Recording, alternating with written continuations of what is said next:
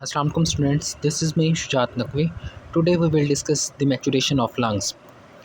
Maturation of lungs में हमने देखना है कि हमारे लंग्स जो होते हैं इंट्रा यूट्राइन लाइफ में ही डेवलपमेंट जैसे उनकी स्टार्ट हो जाती है रेस्पिरेटरी सिस्टम की 4th वीक ऑफ डेवलपमेंट में। अब हमने देखना है हमारे लंग्स फुली मैच्योर कब होते हैं।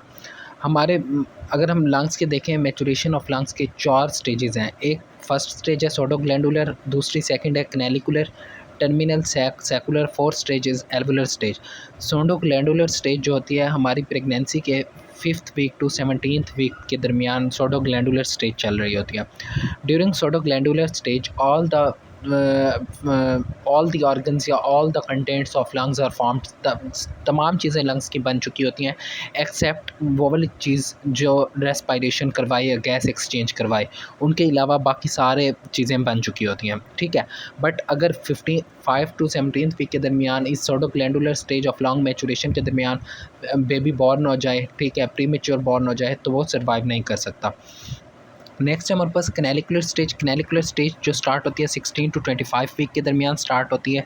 ठीक है, इसमें क्या होता है हमारे पास जो टर्मिनल ब्रोंक्यूल्स और रेस्पिरेटरी ब्रोंक्यूल्स की डेवलपमेंट स्टार्ट हो जाती है। ठीक है, ये जो ल्यूमेन है हमारा टर्मिनल ये सोडोग्लैंडुलर स्टेज पे देख रहे हैं ल्यूमेन स्मॉल है। ठीक है, कैनालिकुलर स्टेज पे देखें ल्यूमेन जो है इंक्रीज़ हो गया, थोड़ा लार्ज हो गया और उसमें से टर्मिनल ब्रोंक्यूल्स फॉर्म होना स्टार्ट हो गए हैं। ठीक है, रेस्पिरेटरी ब्रोंक्यूल टर्मिनल ब्रोंक्यूल से नेक्स्ट हमारे फिर रेस्पिरेटरी ब्रोंक्यूल्स 2 टू 4 हो गए हैं हमारे टर्मिनल ब्रोंक्यूल्स, देन हमारे रेस्पिरेटरी ब्रोंक्यूल्स 3 टू 6 आगे वो प्रोड्यूस होना स्टार्ट हो गए हैं। ठीक है, और अगर इस स्टेज पे हमारा वो बेबी बॉर्न हो जाता है कैनालिकुलर स्टेज में, देन चांसेस होते हैं कि बेबी सर्वाइव कर जाए। ठीक है, नेक्स्ट हमारा स्टेज है टर्मिनल सैक या सेकुलर स्टेज जो 24 week to late fetal period मतलब at the end of pregnancy तक यही स्टेज रहती है टर्मिनल सैक स्टेज।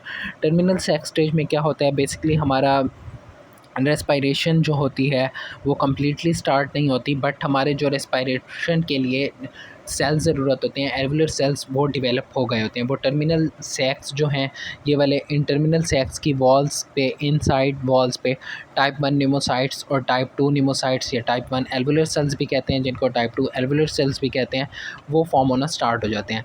ठीक है, वो जैसे ही फॉर्म होना स्टार्ट हो जाते हैं और टाइप 1 निमोसाइट्स के अक्रॉस गैस एक्सचेंज भी स्टार्ट हो जाता है होना। नेक्स्ट फिर हम अगर देखें गैस एक्सचेंज तो स्टार्ट हो गया।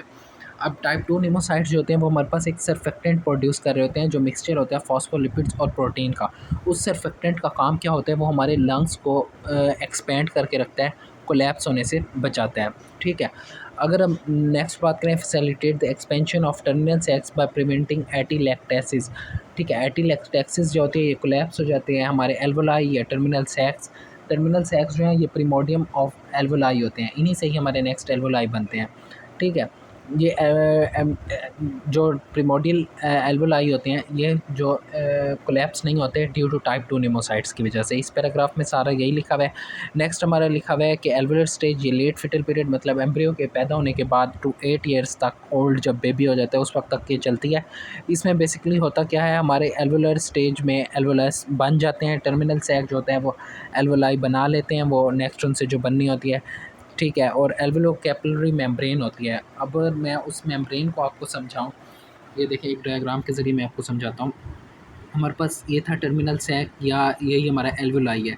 एल्वोलाई के अंदर हमारे पास होती है एक सर्फेक्टेंट की लेयर। ठीक है, ये सर्फेक्टेंट टाइप 2 निमोसाइट्स से प्रोड्यूस होते हैं, टाइप 2 एल्वुलर सेल से प्रोड्यूस होते हैं। नेक्स्ट हमारी एक लेयर होती है फ्लूइड की। ठीक है, अब यहाँ पे हमारे इंटरस्टिशियल स्पेस होती है एल्वोलाई के दरमियान और ये हमारी होती है कैपिलरी। ठीक है, और कैपिलरी के अंदर हमारी होती है एंडोथेलियल मेम्ब्रेन।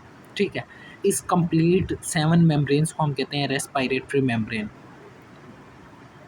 ठीक है, ये होती है हमारी रेस्पिरेटरी मेम्ब्रेन।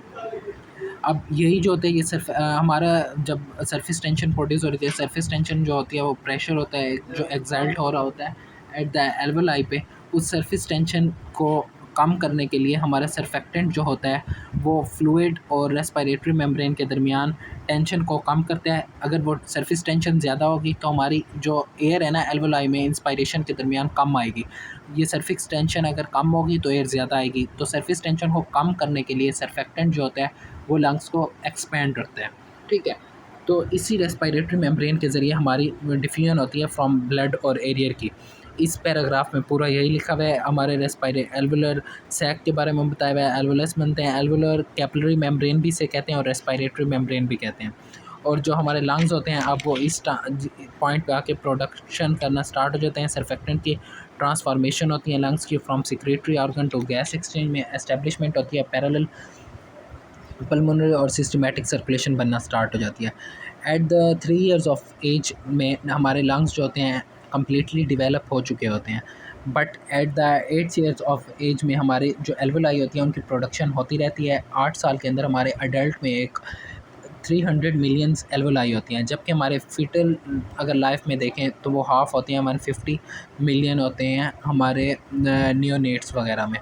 ठीक है, 8 ईयर्स में हमारे 300 मिलियन एल्वुलाई अचीव हो जाती हैं। इस सारे पैराग्राफ में यही था। ठीक है, आई होप क्लियर हो गया होगा। कोई भी क्वायरी हो कमेंट सेशन में ज़रूर पूछेगा। अपना ख्याल रखिएगा। अल्लाह हाफ़िज़।